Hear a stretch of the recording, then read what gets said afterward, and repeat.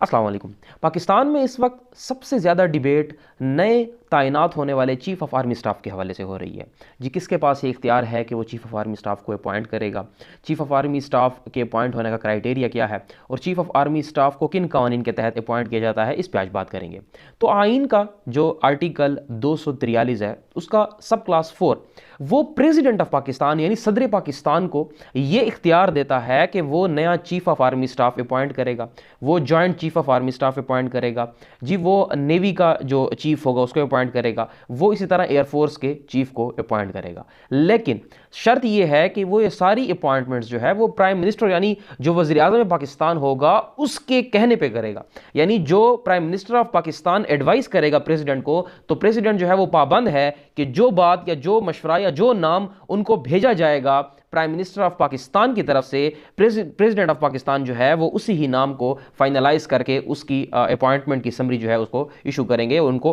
उस शख्स को नया चीफ ऑफ आर्मी स्टाफ या joint chief of army staff या जी नेवल चीफ या जी एयरफोर्स चीफ अपॉइंट किया जाएगा। अब जिस तरह आईन पाकिस्तान चीफ जस्टिस की तैनाती के हवाले से कुछ वाजे चीज़ें रखता है कि जब चीफ जस्टिस जो होगा वो वही जज होगा सुप्रीम कोर्ट का जो सीनियर मोस्ट होगा। इसी तरह अगर हम आर्टिकल 243 जिसके तहत चीफ ऑफ आर्मी स्टाफ को अपॉइंट किया जाता है, प्रेसिडेंट अपॉइंट करता है यानी सदर, तो वहां पे उस आर्टिकल में कहीं पे क्राइटेरिया नहीं दिया गया कि जी कौन शख्स चीफ ऑफ आर्मी स्टाफ, किस शख्स को चीफ ऑफ आर्मी स्टाफ बनाया जाएगा। लेफ्टिनेंट जनरल ही होते हैं जो जनरल की रैंक पे उसको प्रमोट करके फिर उनको चीफ ऑफ आर्मी स्टाफ बना दिया जाता है। लेकिन क्या यह चीज़ ज़रूरी है कि जो सीनियर मोस्ट बंदा होगा, लेफ्टिनेंट जनरल होगा, उसी को ही प्रमोट करके जनरल बना के चीफ ऑफ आर्मी स्टाफ बनाया जाएगा? तो ये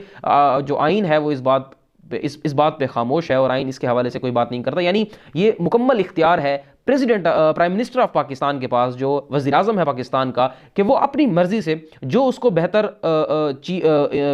बेहतर ऑफिसर लगे आर्मी में वो उसी को जी रिकमेंड करेगा प्रेसिडेंट को। और प्रेसिडेंट पाबंद है, जिस तरह बरतानिया में क्वीन या किंग होता है कि सिर्फ उसका काम सिग्नेचर करना होता है समरीज पे, पार्लियामेंट या वज़ीर आज़म की तरफ से भेजी गई समरीज पे वो सिर्फ दस्तखत करता है। पाकिस्तान में सदर का काम भी बस इतना ही है कि वो मोस्टली जो भी कवानीन बन के आते हैं पार्लियामेंट से या वज़ीर आज़म की तरफ से जो रिकमेंडेशंस आती हैं तो उसका काम होता है सिर्फ उस पर दस्तखत करना और फिर